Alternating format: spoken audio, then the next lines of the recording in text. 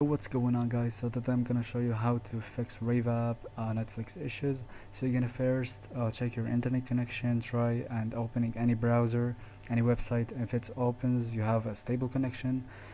Second step, you're gonna restart your device. Make sure you restart your device to try to reload all the settings. Maybe that helps. You're gonna skip this one to the end because you're gonna contact the device manufacturer, and yeah, they take a while to respond, of course.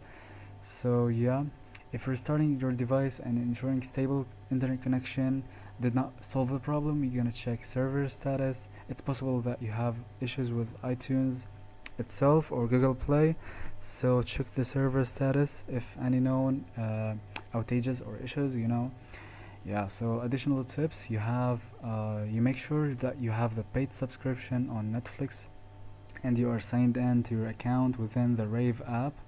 If you're experiencing slow loading or buffering issues, try closing and reopening the Rave app or restarting your device.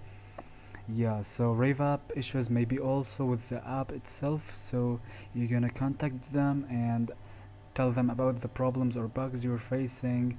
Yeah, so you're gonna wait and make sure you have the latest version, and they will fix the problem if the problem was with the Rave app itself.